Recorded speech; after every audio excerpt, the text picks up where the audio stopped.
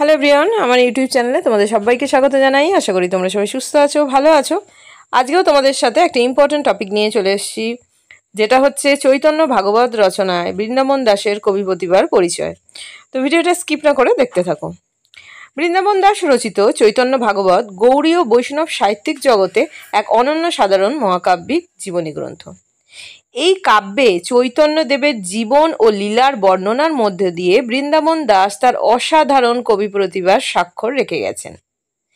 এখানে আমরা তার কবি প্রতিভার বিভিন্ন দিক বিশ্লেষণ করে দেখব। এখানে পারলে এখানে দাড়ি দিয়ে দিও।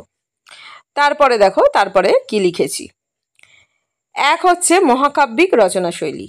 যেহেতু আমরা বিশ্লেষণ করছি, দেখছি ব্যাপারটাকে। চৈতন্য ভাগবত রচনায় বৃন্দাবন দাস ব্যাসদেবের মতো আত্মপ্রত্যয় ভঙ্গিতে নিজেকে চৈতন্য লীলার বর্ণয়িতা হিসেবে প্রতিষ্ঠিত করেছেন। কাব্যটি 3 খণ্ডে বিভক্ত। কি দেখো, আদি, মধ্য আর অন্তখণ্ড। যার কাঠামো রামায়ণ বা মহাভারতের মতো। এতে চরিত্রের মহত্ব, অলৌকিকতা, নায়কোচিত গুণাবলী, দেবত্ব ইত্যাদি উপাদান উপস্থিত, যা মহাকাব্যের লক্ষণ। 2 নম্বর হচ্ছে সার্থক ও প্রাণবন্ত চরিত্র চিত্রণ। চৈতন্যদেব ছাড়াও নিত্যানন্দ, অদ্বৈত আচার্য, হরিদাস ঠাকুর, মুকুন্দ, গদাধর প্রভৃতি চরিত্রগুলোকে তিনি প্রাণবন্তভাবে উপস্থাপন করেছেন। তাদের আচরণ, ভাষা ও ভক্তিভাবের চিত্রণে গভীর অন্তর্দৃষ্টি ও কাব্যিক প্রতিভার পরিচয় মেলে। মানে অন্তর্দৃষ্টি ও কাব্যিক প্রতিভার পরিচয় কিন্তু আমরা এক্ষেত্রে দেখতে পাই। 3 নম্বর হচ্ছে ভক্তিভাব ও আবেগ প্রবণতা। বৃন্দাবন দাসের কবিত্বের অন্যতম প্রধান বৈশিষ্ট্য হলো তার গহীন ভক্তিভাব। চৈতন্যদেবের প্রতি তার নিখাদ প্রেম ও শ্রদ্ধা প্রতিটি ছত্রে ফুটে উঠেছে। পাঠকের হৃদয়ে এই ভক্তিভাব আবেগ ঘন প্রভাব ফেলে। মানে পাঠকের মনের মধ্যে এই যে ভক্তি, সেটা কিন্তু বিশাল মাত্রায় কিন্তু একটা আবেগ ঘন এফেক্ট পড়ছে।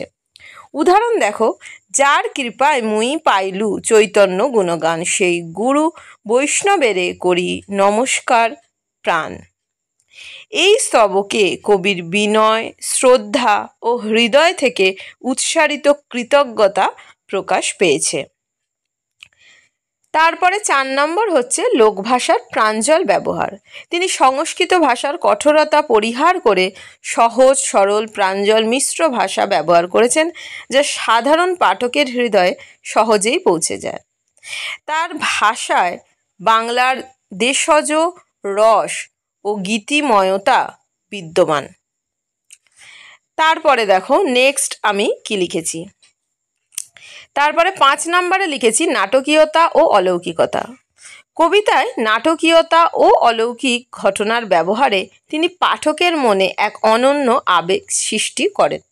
যেমন চৈতন্যদেবের বিশ্বরূপ দর্শন, নদিয়ার কীর্তনের সময় নানা অলৌকিক ঘটনা, হরিদাস ঠাকুরের ওপর মুসলিম শাসকের অত্যাচার, এই সব বর্ণনায় নাটকীয় উত্তেজনা ও আধ্যাত্মিক গভীরতা আছে।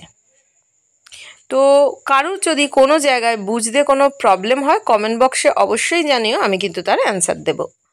6 নম্বরে দেখো কথনশৈলীর দক্ষতা। তিনি মাঝে মাঝে কাহিনীর সঙ্গে সংলাপ, উপদেশ ও শ্রোতাদের উদ্দেশ্যে সরাসরি বক্তব্য সংযোজন করেন, যা কাব্যের রচনা শৈলীকে নাটকীয় ও জীবন ঘনিষ্ঠ করে তোলে। তারপরে 7 নম্বরে আছে সাহসী বক্তব্য ও স্বকীয়তা।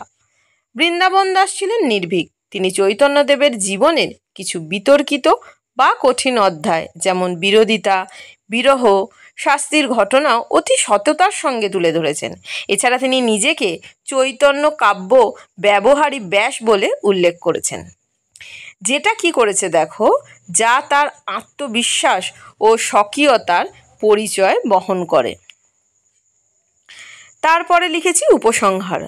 চৈতন্য ভাগবত কেবল একটি ধর্মীয় জীবনী নয়, এটি মধ্যযুগীয় বাংলা সাহিত্যের এক উজ্জ্বল দৃষ্টান্ত, যেখানে বৃন্দাবন দাস তার অতুলনীয় কবি প্রতিভার দ্বারা এক ধর্ম নায়কের জীবনকে কাব্যরূপে অমর করে তুলেছেন। তার রচনায় ধর্ম, সাহিত্য ও ও সংস্কৃতির এক অপূর্ব সংমিশ্রণ ঘটে, যা তাকে বাংলা সাহিত্যের একজন বিশিষ্ট কবি হিসেবে প্রতিষ্ঠা করে। এরকমই যদি কোনো কোশ্চেনের অ্যান্সার তোমাদের আর্জেন্ট থাকে, সেটা কমেন্ট বক্সে আমাকে জানিও, তাহলে সেই ভিডিওটা আগে আমি তোমাদের সাথে অবশ্যই শেয়ার করব। তো এই ভিডিওটা এখানেই শেষ করলাম। Thanks for watching. সবাই খুব ভালো থেকো, সুস্থ থেকো, সাবধানে থেকো। টাটা।